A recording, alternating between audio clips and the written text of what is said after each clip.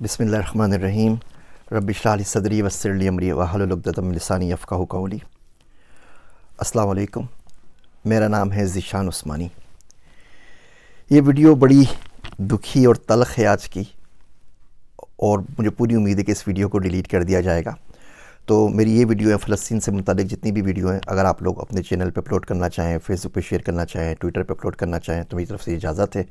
मैं आपको copyright strike नहीं दूंगा, आप उसको शेयर कर सकते हैं।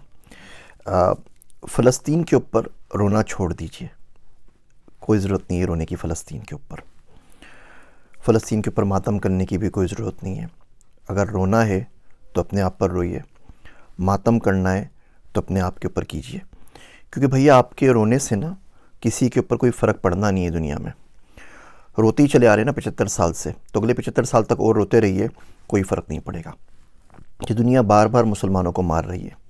पहले 100-150 साल में मारती थी, अब हर 20-25 साल में मारना शुरू कर दिया। अब तो हर 5 साल में कहीं ना कहीं मुसलमान पिट रहा है, और हम सिवाय रोने के और सिवाय बद्दुआएं देने के और सिवाय दुआएं मांगने के और कुछ नहीं कर पा रहे, और कुछ नहीं करते, और कुछ नहीं कर सकते।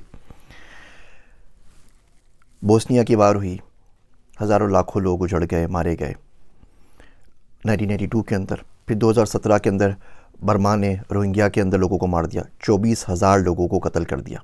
मेरे घर में यहाँ पे जो हैंडी मैन है अमेरिका के अंदर, उसके बाप को उसके सामने ज़िबा कर दिया था। वो 10 साल का बच्चा था, और उसको बाद में पनाह भी थी तो अमेरिका ने दी, जिसको हम सुबह शाम गालियाँ देते रहते हैं। हमारे मुल्कों ने, किसी ने उस गरीब को पनाह भी नहीं दी। और अब ये मसला चला हुआ है फ़लस्तीन का। अरब सब कुछ याद रखता है, तारीख़ सब कुछ याद रखती है। हम लोगों ने पढ़ना छोड़ दिया। तारीख़ याद ज़रूर रखेगी कि 55 से ज़ायद इस्लामी मुल्क, 1.6 बिलियन से ज़्यादा मुसलमान, 22 से ज़्यादा अरब स्टेट्स, और गज़ा के अंदर पानी की एक बोतल नहीं पहुंचा सके। जब तक बड़े साहब परमिशन ना दें, तब तक इजिप्ट अपनी बॉर्डर भी नहीं खोलता एड्स के लिए। बंदे वहाँ से निकल रहे थे, मारे जा रहे थे, उन्होंने अपनी बॉर्डर्स बंद कर दी कि जी हमारे पास नहीं आए, वहीं जाके मरें, जो कुछ करना है, यहाँ पे आने की ज़रूरत नहीं है। सिवाय बातों के, सिवाय लफ्फ़ाज़ी के हमें क्या मिला? लीबिया से क्या मिला? जॉर्डन से क्या मिला? कतर से क्या मिला? सऊदी अरब से क्या मिला? किसी से कुछ नहीं मिला। बोलने की हिम्मत नहीं है हम लोगों के अंदर। अब CNN के ऊपर चले जाइए, जितने इनके एक्स आर्मी चीफ हैं, जितने इनके डिफेंस एनालिस्ट हैं, सबके सब अपनी कहानियाँ गढ़ रहे हैं कि वार यूँ करनी चाहिए, ग्राउंड इन्वेजन ऐसे करना चाहिए, यूँ करेंगे तो इसराइल को नुकसान हो जाएगा, यूँ करेंगे तो फ़ायदा हो जाएगा। सबके सब आके अपने तबसरे कर रहे हैं। पाकिस्तान में आप बताइए ना, किसका आपने बयान सुना है? कोई एक्स चीफ हो जिनका आपने बयान सुना हो, कोई एक्स प्राइम मिनिस्टर हो जिनका बयान सुना हो, कोई एक्स प्रेसिडेंट हो जिनका बयान सुना हो, कोई डिफेंस एनालिस्ट हो जिनका बयान सुना हो? ये सारे के सारे कहाँ चले गए? इस्लामिक फ़ोर्स बनाई थी ना पूरी की पूरी, जिसको हम लोग चेयर कर रहे थे, वो किधर गए इस्लामिक फ़ोर्स? उनका कोई बयान सुना है आपने आज तक? सिवाय छोटी सी लफ्ज़ी के, 1-2 घिसे पिटे बयानात के, हम कुछ नहीं कर पाते। और सामने वाले झूठ पे झूठ बांधे चले जा रहे हैं। मैं आपको कुछ स्टेट से, तो हम लोग डेटा साइंटिस्ट हैं, हमारा काम ही डेटा का काम होता है। पाकिस्तान में तो वो भी नहीं कर सके, बाहर आके कम से कम वो काम करने की इजाज़त है। 23 सालों के अंदर, 2001 से अगर शुरू करते हैं तो 23 सालों के अंदर हमास ने इसराइल के ऊपर कोई 27-28 हज़ार रॉकेट फेंके। अच्छा, जो रॉकेट होते हैं ना, वो मिलिट्री ग्रेड रॉकेट नहीं होते, वो जो यूरिया से घरों में बनाए जाते हैं ना, छोटा सा एम्यूनिशन की, किसी के सर के ऊपर जा लगे तो बंदा मरे, अदरवाइज़ वो ज़ख्मी होगा बेचारा, वो वाले रॉकेट। और मोटर शेल्स 5-6 हज़ार वो फेंके। टोटल किसी भी एस्टीमेट से ये 36,000 से ज़्यादा नहीं है, 35,469 है टू बी एग्जैक्ट। आप 36,000 काउंट कर लीजिए इन 23 सालों के अंदर। आयरन डोम आ गया भाई। आयरन डोम तो 2011 के अंदर आया ना, उससे पहले तो आयरन डोम नहीं था, तो बिल्कुल खुले थे, वो आराम से रॉकेट फायर कर सकते थे। इन 23 सालों में इन 36,000 रॉकेट्स ने 69 बंदों को मारा, 69 बंदों की डेथ हुई। अच्छा, उन 69 बंदों में तो हर इसराइली हर काउंट करते हैं, और आप देख लीजिए ऑनलाइन तमाम लिखा हुआ है। 2 गायें मर गई, वो भी लिखा हुआ है। 2 बकरियां मर गई, वो भी लिखा हुआ है। 2 बच्चे हलाक हुए, वो भी लिखा हुआ है। इसमें भी 4 फ़लस्तीनी थे अपने, वो पता नहीं उस बॉर्डर के उस साइड पे क्या करें। 4 फ़लस्तीनी 69 में शामिल हैं, वो हलाक हुए तो बचे 65। इसके अंदर जो बंदे 65 मरे, उसमें भी 5-6 मुसलमान थे, उनको भी निकाल दीजिए। तो एक्चुअल जो नुकसान हुआ 59-58 बंदों का हुआ। वो लोग वहाँ पर हलाक हो गए। अच्छा, इसका अगर आप एवरेज निकालें तो इसका मतलब ये हुआ 521 रॉकेट जब फायर होते हैं तो एक बंदा मरता है। 69 बंदे मरे, 36,000 रॉकेट फायर हुए हैं, तो 521 रॉकेट फायर होंगे तो एक बंदा मरेगा। अच्छा, ये तो 23 साल की हिस्ट्री चल रही है। उसके बाद क्या हुआ अचानक कि वो बोलते हैं कि जी हमास का एक रॉकेट फायर हुआ और गलती से घूम फिर के वो वापस आके अपने हॉस्पिटल पे गिर गया, हॉस्पिटल की पूरी बिल्डिंग तबाह हो गई और उसमें 500 बंदे एक साथ मर गए। तो ये कैसे हो सकता है कि 521 रॉकेट मिलकर एक बंदा मार रहे थे पिछले 23 सालों के अंदर, और एक रात अचानक एक रॉकेट फायर हुआ और इतना ज़बरदस्त रॉकेट बन गया, वो घर के यूरिया से बना हुआ, कि वो अपनी हॉस्पिटल पे लग गया और उसने 500 लोग मार दिए और हॉस्पिटल की पूरी बिल्डिंग जो है वो तबाह बर्बाद हो गई। और हम लोग ये एजेंडा बाय कर रहे हैं। आप CNN पे जाएं, हर जगह जाएं, बोलते हैं जी बिल्कुल ही इन्होंने अपने बंदों को खुद ही मारा है, ये खुद ही कत्ल हुए हैं और कातिल अपने खुद ही हैं, और हम ये बात मानने को तैयार हैं क्योंकि हम इसके अलावा कुछ कर नहीं सकते। और ये बर्बरियत जो है ये चली जा रही है और हम सिवाय बद्दुआएं मांगने कुछ नहीं कर रहे। दो तरह के पाकिस्तान में लोग हो गए। एक वो लोग हैं जो झोलियाँ भर भर के बद्दुआएं दे रहे हैं। वो शायर कहता है कि कब अश्क बहाने से कटी है शब हिजरा, कब अश्क बहाने से कटी है शब हिजरा, कब कोई बला सिर्फ दुआओं से टली है। ये दुआएं हमने तो मांगी थी अफ़गानिस्तान के लिए भी, फिर क्या हुआ, इराक़ के लिए भी मांगी थी, पाकिस्तान के लिए भी मांगी थी, सबके लिए मांगी थी, फिर क्या हुआ। मेरा दोस्त अब्दुल्ला कहता है कि अगर आज खुदा ना खास्ता भारत के साथ जंग हो गई ना, तो फरिश्ते उनके साथ खड़े होंगे, हमारे साथ नहीं, क्योंकि हमारे आमाल ऐसे नहीं है, हमें मुनाफ़क़त इतनी ज़्यादा बस गई है। तो एक लोग वो जो हैं जो दुआएं और बद्दुआएं मांग रहे हैं और उनसे कुछ नहीं होगा। एक वो लोग हैं जो झूठी आस दे रहे हैं सिर्फ और सिर्फ अपने व्यूज़ के लिए। इराक़ में भी हुआ था, इराक़ तबाह कर देगा अमेरिका को, आप देखिए कैसे काया पलट होगी। ऐसे ही कोई ना कोई उल्लू का पट्ठा रोज़ आके वीडियो रिलीज़ कर रहा होता है और बोल रहा होता है कि हमास ये बिगाड़ देगा, हमास वो बिगाड़ देगा। 256 F-16 है उनके पास, इसराइल के पास 256। हमारे पास जो F-16 है वो एल बैंड के ऊपर नहीं चलते। वो एल बैंड पे अगर उसको जाना पड़ेगा आपको ऑफेंसिव मोड के अंदर, तो उसकी परमिशन भी आपको अमेरिका से लेनी पड़ेगी, वरना आप उड़ा के उससे डिफेंस कर सकते हैं आराम से। जो हमने खुद बनाया मुशाक वगैरह तो चल सकते हैं, F-16 नहीं चल सकते, परमिशन ऊपर से आती है। एनीवे 256 F-16 इसराइल के पास, 70 से ऊपर F-35 है। F-35 वो प्लेन है कि दुनिया के किसी भी मुल्क में जाके तबाही मचा सकता है, 160 किलोमीटर दूर से फायर कर सकता है विदाउट डिटेक्शन। उसका आपको कोई दुनिया का रेडार डिटेक्ट नहीं कर सकता। वो आए थे ना जब उसामा को मारने के लिए, तो कौन से रेडार ने आपको डिटेक्ट किया था। तो ये असल सूरत हाल है। वो बिल्कुल नेस्तो नाबूद करके चले जाएगा, दुनिया उसके साथ खड़ी हुई है और आप सिवाय अपनी लाशें दफनाने के कुछ नहीं कर सकते। और ये बद्दुआओं से काम नहीं चलता। अब करें तो करें क्या, ठीक है। देखिए पहली बात तो उस मुल्क में रहना क्यों है जो इतने कमज़ोर हैं।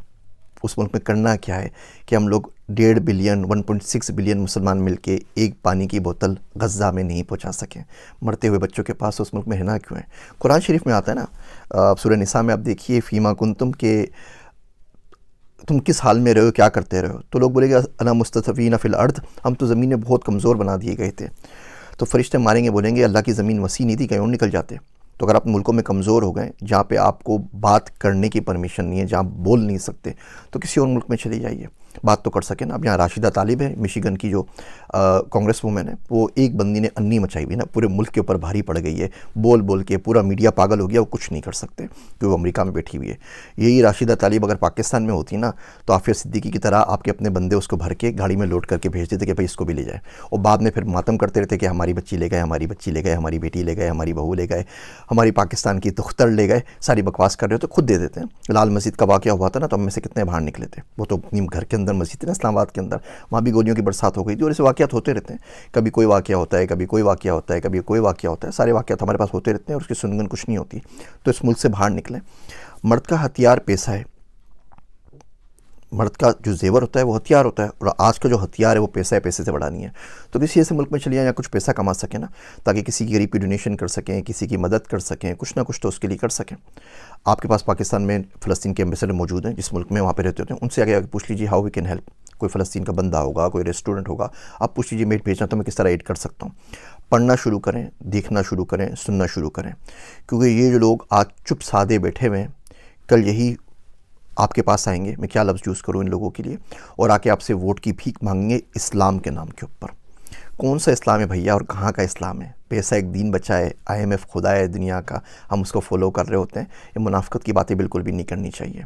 मुल्क से बाहर आइए, पढ़िए, पढ़ने से रिस्क कमाइए, पैसा हासिल कीजिए, रिसोर्सेज हासिल कीजिए। ये राशिद तालिब एक है ना, अगर ये 100 होती ना अमेरिका के अंदर, तो आज ये सूरत हाल नहीं होती। हम अपने बच्चों को क्यों नहीं भेजते हुकूमतों के अंदर, हम अपने बच्चों को इलेक्शन क्यों नहीं लड़ाते उन पावरफुल मुल्कों के अंदर जिनकी कहने से कुछ हो जाता है। हम अपने बच्चों को वो तमाम चीज़ें, नई चीज़ें, टेक्नोलॉजी क्यों नहीं सिखाते। पाकिस्तान का मैं आपको हाल बताऊँ, तलमूद इसराइल की किताब है। मैंने किसी ज़माने के अंदर वो इसराइली ज़ुबान सीखने की बड़ी कोशिश की थी, कुछ किताबें वगैरह मंगवाई थी, तो एक्सपीरियंस हुआ। तो पता चला कि तलमूद जो इसराइलियों की जो मजहबी किताबें मुझे पढ़ने का शौक़ था, पाकिस्तान मंगवाई जाए, वो अरबी के अंदर शायर हुई थी कतर से। वो किताबें मंगवाई, कुछ और किताबें मंगवाई, वो छित्तर पार्क में मुफ्ती सईद साहब की लाइब्रेरी है, वहाँ पे मौजूद है, आप लोग जाके पढ़ सकते हैं। तो जब वहाँ पर इस्लामाबाद एयरपोर्ट के ऊपर आई तो उन्होंने कस्टम वालों ने रोक ली। तो उन्होंने कहा ये कौन सी किताबें मंगवा रहे हैं आप, ये तो इसराइल की किताबें हैं, ये तो फ़लाँ किताब है, ये तो फ़लाँ किताब है। उनको बोलता रहा भैया किताबें हैं, पढ़ने के लिए मंगवा रहे हैं, रिसर्च के लिए। खैर उन्होंने 4 दिन तक वो रोक के रखा। फेसबुक पे जाके लिखा, लिंक्डइन पे जाके लिखा, कोई अल्लाह का बंदा मदद कर दे, मेरी किताबें छुड़वा दे, मुझे पढ़नी है, रिसर्च करनी है। अलगर्ज़ वहाँ पे गया, 7,69,000 रुपये उनकी फ़ीस भरी, चालान भरी, पता नहीं कौन कौन सी फ़ीस थी, रिश्वत थी, ये भी नहीं पूछा। वो किताबें छुड़वा के लेकर आया और छत्तर पार्क में मुफ्ती सईद साहब की लाइब्रेरी में रखवा दी कि कोई बंदा अगर पढ़ना चाहे तो पढ़ लीजिए। इसी तरीके से एक दफ़े किताब मंगवाई, उसमें इसराइल का नक्शा था, तो हमारे कस्टम हुकाम ने उसको रोक लिया। बोला नहीं नहीं ये किताब तो नहीं, आप किस चक्करों में लगे हुए। मैं कहा यार भैया पढ़ रहा हूँ, मुल्क के बारे में जानना चाहता हूँ, जा तो सकता नहीं पाकिस्तानी पासपोर्ट के ऊपर, कम से कम समझने तो दो, पढ़ने भी दो। वो परमिशन नहीं मिली। इवन इंडिया से कुछ किताबें मंगवाई, वो आज तक नहीं मिल सकी, कस्टम्स ने रोक ली। या अमेरिका में मिल जाती। ये देखिए ये नक्शा लगा हुआ है इंडिया का, ये पुराना नक्शा लगा हुआ है। मैं जा रहा था कि किस तरीके से इंडिया को पढ़ूँ, इंडिया का मुझे बड़ा शौक़ है और बड़ी ख्वाहिश है जाके विज़िट भी करूँ। वहाँ से इन्विटेशंस भी आए हुए हैं टॉक के लिए और बातचीत करने के लिए। उनके बोर्ड ने रब्ता भी किया था कि आप हमारे बच्चों के लिए 5वीं क्लास की बुक लिख दीजिए। मैं कहा भैया लिख तो दूंगा AI के ऊपर बुक, लेकिन उसके बाद पाकिस्तान नहीं जा सकूँगा, मार डालेंगे, तो बहुत बहुत माजरत। तो ये नक्शा पाकिस्तान नहीं आ सका। बहुत कोशिश की, बहुत ट्राई की कि आ जाए। कस्टम ने बोला कि आप किन चक्करों में लगे हुए भैया, पागल हैं क्या, उठाए जाएंगे, क्या कर रहे हैं। तो हम लोगों ने पढ़ना नहीं है। इसराइल 5.6% अपने बजट का, GDP का रिसर्च पे खर्च करता है, दुनिया में सबसे ज़्यादा खर्च करता है। हम पाकिस्तान में 0.01% भी खर्च नहीं करते। कोई कदर हमारी है नहीं वहाँ पर। तो जिस मुल्क में आप रिसर्च नहीं कर सकें, जिस मुल्क में आप बोल नहीं सकें, कुछ कर नहीं सकें, उसमें करना क्या है। इन वीडियोस के बाद फेसबुक भाई साहब ने मेरे बैन कर दिया है, पेज डिलीशन के लिए मार्क कर दिया है। वो कह रहे हैं 30 दिन में डिलीट कर देंगे, आपने हमारी पॉलिसी को वायलेट किया है। उन्होंने 8 अकाउंट भी बंद कर दिया है, तो उसकी वजह से हमारा गुफ्तगू भी सफ़र कर रहा है। अब बाकी चीज़ें भी जो 8 थे वो भी सफ़र कर रहे हैं। लिंक्डइन ने भी वार्निंग दे दी है। यूट्यूब भी पता नहीं कितने दिन बर्दाश्त करता है, उसके बाद ये भी बंद कर देगा। तो आप इसको शेयर करना चाहें तो मुझे कोई इतराज़ नहीं है, मैं आपको कॉपीराइट स्ट्राइक नहीं दूंगा। लेकिन भैया ये अलमिया है। अब आप बताइए इसमें आपके और मेरे रोने से क्या हो जाएगा।